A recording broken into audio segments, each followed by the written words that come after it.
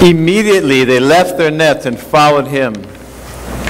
May God's Spirit connect with these words and the words of the gospel to be for you a word from God. In the name of the Father, Son, and Holy Spirit. Amen. Amen. Please be seated.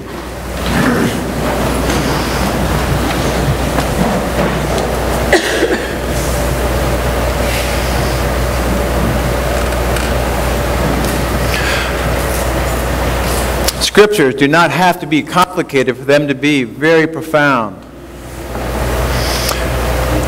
You don't need a complicated story to transfer good, deep spiritual truth. This is a very simple story. So simple. I can say it in 3 words. Listen, go. Go now. That's 4 words. Dog, I must... Listen, go now. That's the theme of the paragraph we just read, the story of the calling of St. Andrew and his brother Peter. Peter gets all the press. St. Andrew is the guy all he's known for is dragging his brother along with him. Nevertheless, this is St. Andrew's Day, our patron saint, and we always read the story of his calling on this day. And it's a great time to be reading it.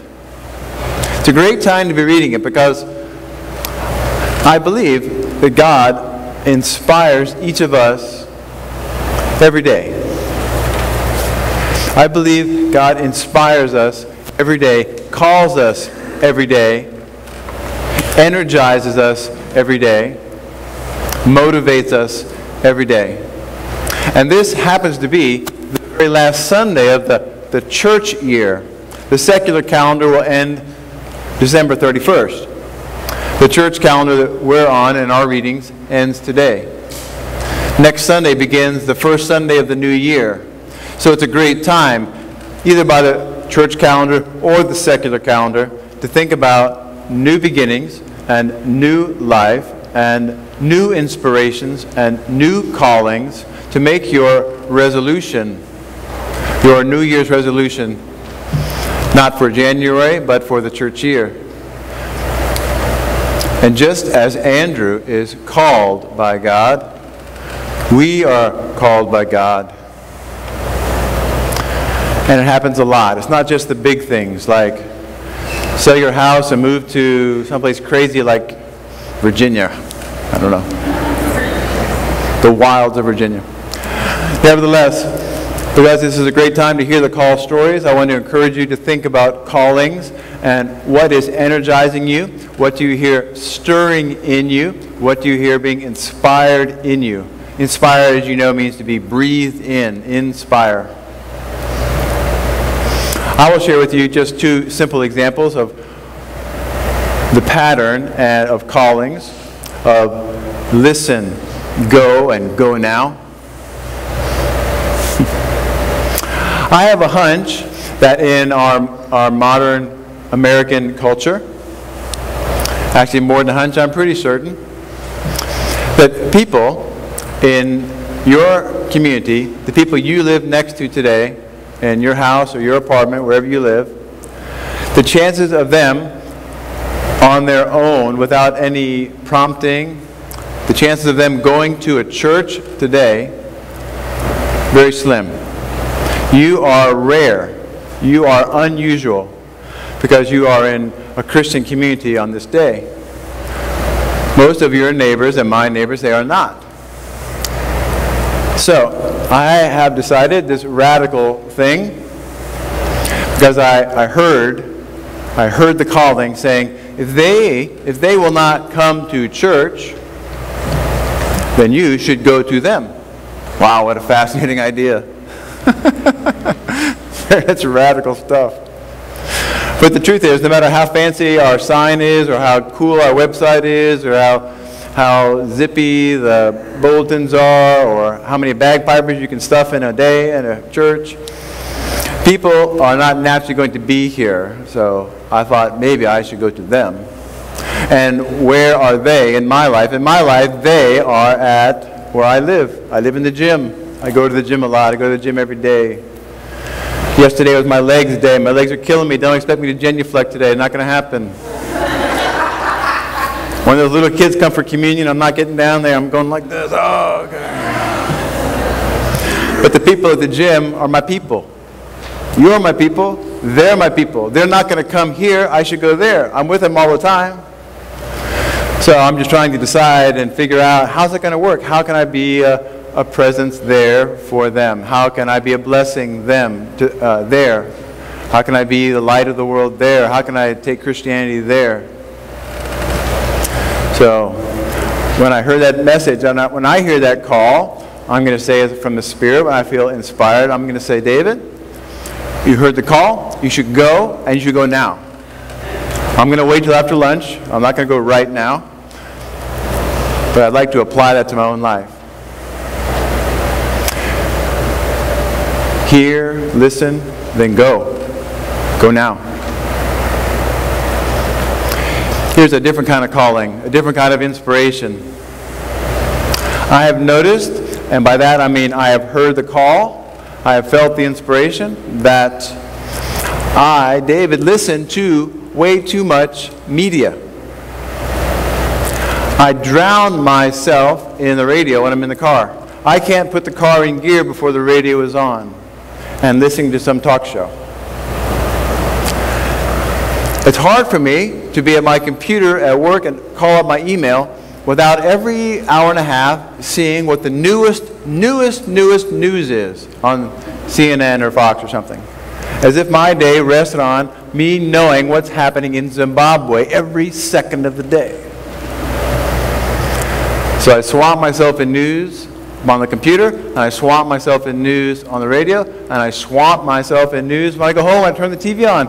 I wonder if something happened on CNN I need to read about at the bottom of the TV while they're talking to me about what's happening on the TV. Here's what I find happens to me, and it's pretty serious. I'm being lighthearted about it, but it's pretty serious. I find that being swamped in media feeds my demons and quenches the Spirit. And this is not a long sermon about demons. I just want to leave it out there. I'm just going to throw it out there, and you can interpret that any way you want. I find that listening to that amount of news feeds my darker side and quenches my light.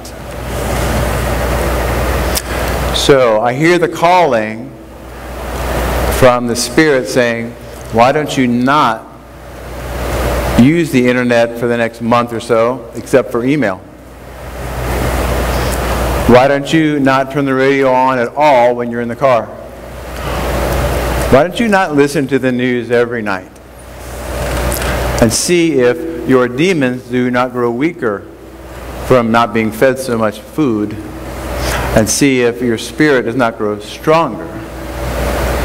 So I'm going to give it a try. I've heard the call. I'm going to go. I'm going to go now. I saw, when I was walking my dog the other day, when I have a day off, which is a lot, I only work on Sundays. The other 6 days are days off anyway. And the other 6 days of the week, I kind of lounge around, and I take the dog for a walk in a little park called Opie Schnabel Park. And I was there eating my little McDonald's sandwich and walking the dog. And I saw a track team that was practicing their sprints and their running in the park. And the track coach was running with them. There must have been a long-distance track team because I think they were jogging the trails. They ended up on the paved street, and they were dying. I mean, they were spent. The kids, these are kids, high school kids, they're leaning over like this. They were breathing so hard. And they were spit. Oh, I can't get their breath. And they were drinking water and spitting it out. And they really couldn't get off their knees. They were dying. As they walked by my car, breathing real heavily with their hands on their hips, the female track coach said, you know what? You cannot let your mind or your body stop you.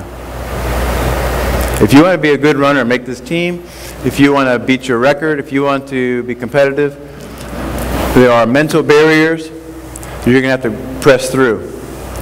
And you're going to have to learn to deal with the pain in your body. You're going to have to press through the pain of your mind and your body if you want to get to the next level. Personal goal, whatever it is. If you want to get better, you're going to have to go through. Go through. And when we hear the inspirations of God, when you hear the calling of God, you're going to have to deal with some pain, and you and I are going to have to deal with some uncomfortability, and you're going to have to press through. You're going to have to get through a threshold. When I get in the car, I want to turn on the radio. When I'm at my computer, I want to turn on the internet. When I'm at the gym, I just want to go to the gym. I don't want to worry about people doing racquetball, and I don't want to be a Christian there. I just want to be a workout person.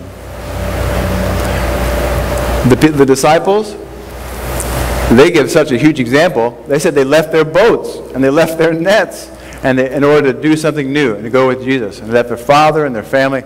That's the images behind the story. If you and I want to answer our callings, go with your inspiration, go with your energy, it will require us to press through, to go through a threshold and not be stopped by our mind who says you can't do this, or stopped by your own physical body, say I can't do this. We have to press on and go through. Finally, I want to leave you with this one image. It's an easy image to remember. There are two kinds of people in the world. There are cat owners and there are dog owners. Who are the cat people? Raise your hand. If you own a cat, you're a cat person. Good. There's only about 5 of you. There's only about 5 of you, and you're going to have to use your imagination. Because this is a dog story. Now, you dog owners, you know where your dog sleeps during the day, right? You know it's on the bed, or it's on the couch, or it's on the dog bed. You know, wherever they're sleeping, they always have one ear cocked, almost, well, even while they're sleeping. If they hear the door close of a car, or for goodness sake, if they hear the garage door opening, or they hear the doorbell ring, or somebody just coming to the door to touch the doorknob, first they will perk up and they'll say to themselves, did I just hear that? And then the next noise will come and they said, I did hear that. And they run to the door, no matter where they are, and they create this big holler, all over, and you can't get them to be quiet. That's for those of you who have untrained dogs. You, with trained dogs, you will never get the metaphor. Nevertheless, can you picture your dog perking up going, I thought I heard something. I did hear something. I'm going.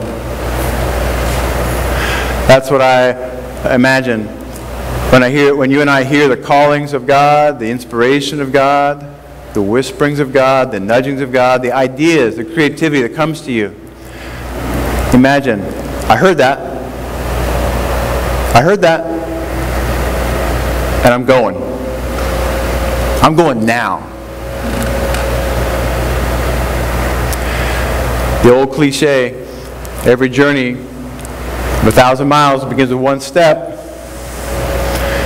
God's calling you and me, take the first step, take the next step, take the next step. Go through your threshold. It's going to be hard, but go on through. Be like the dog. I heard it. I heard the call. I did hear the call. I'm going to go. And I'm going to go now. Did you hear the call? Are you going to go? Let's go now.